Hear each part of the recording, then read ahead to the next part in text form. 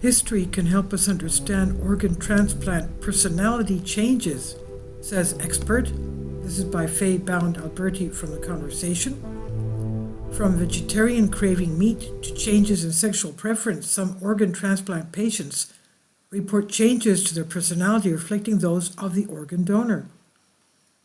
A 2024 study claims to challenge conventional views of memory and identity by suggesting organs carry memories and emotions, and that the findings raise ethical and philosophical questions about transplantation. In medical history, though, both are already familiar themes. Physician J. Andrew Armour argued that the heart holds memories and feelings in 1991. Nor is there any news about suggesting organ transplants raise ethical and philosophical questions. They've been controversial since their inception in the 1950s. The study's authors do not engage with the cultural histories of organ donation or its ethnic, religious, and historical contents. Without an understanding of these, research and media coverage can perpetuate Frankenstein-style horror myths about transplantation, already an emotive and ethical minefield. For decades, researchers have studied whether memories and emotions could linger in the heart, and histories of medicine and emotion show why the question is important. It is the heart, the center of the self, valued in all cultures from ancient Egyptians' heart weighing to present-day Valentine's Day cards, that speaks emotional truths. I'm a historian of medicine, emotion, and the body. In 2010, I wrote Matters of the Heart, History, Medicine, and Emotion, a history of the emotional, physical, and spiritual significance of the heart. My research shows that before the emergence of scientific medicine, the heart was considered the center of emotion and memory. English physician William Harvey popularized the circulatory blood model in 1628, first theorized by 13th century Arab physician Ibn al-Nafis. This replaced Galen's 2,000-year-old theory that blood was produced in the liver and burned by the body.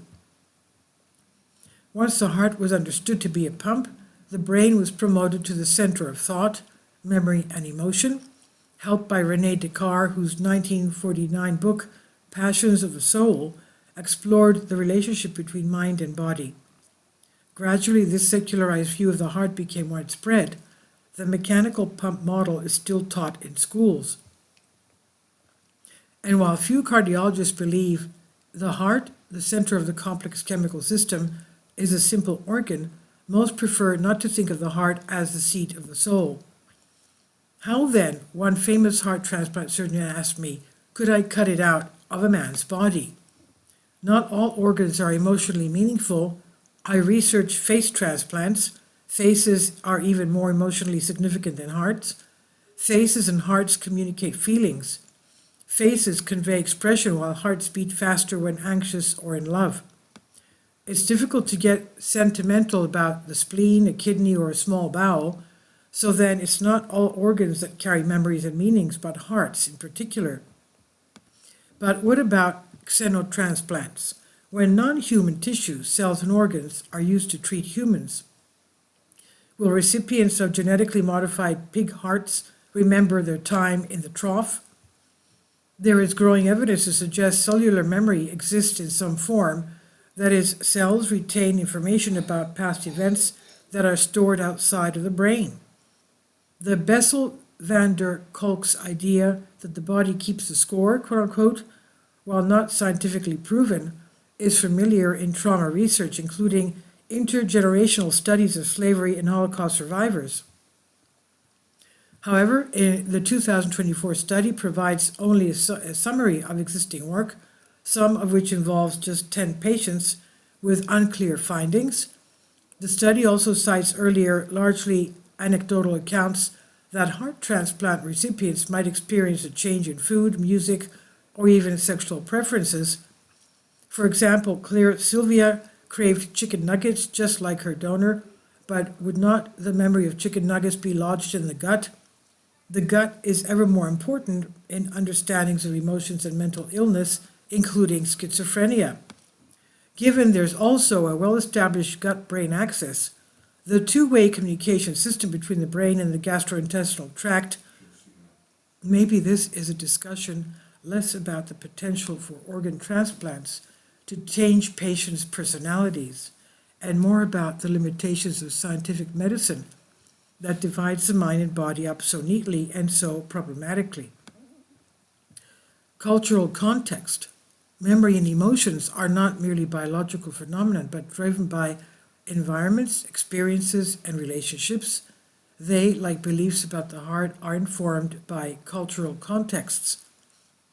In Thailand or Japan, for instance, there is more pronounced medical interest in the spiritual heart. Japan would not recognize brain death until 1985 for this reason. So cross-cultural comparisons are needed to understand how far narratives of memory transfer in heart transplantation are universal. And the study does not discuss the complex cultural and psychological reasons why people might feel they change tastes or attitudes after an organ transplant. Heart transplant surgery is major surgery that can evoke feelings of fear, gratitude, hope, and longing, and post-traumatic stress disorder, as well as survivor guilt. One bride-to-be found her father's heart recipient because she wanted him to walk her down the aisle. Patients can overhear conversations and read between the lines, while immunosuppressants can have a transformative effect on patients' feelings. So there are many reasons why these exceptional stories of personality change might exist, and they are exceptional. An Austrian study of 47 heart transplant recipients found that 79% reported no change.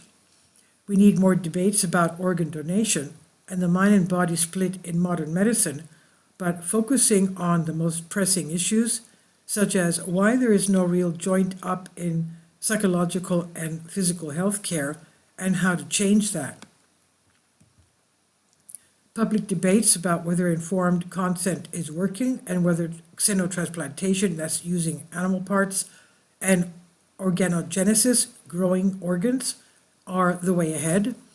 Another discussion to be had is about how far hospital responsibilities to transplant patients extend beyond the operating theater, especially in the U.S. context of privatized healthcare.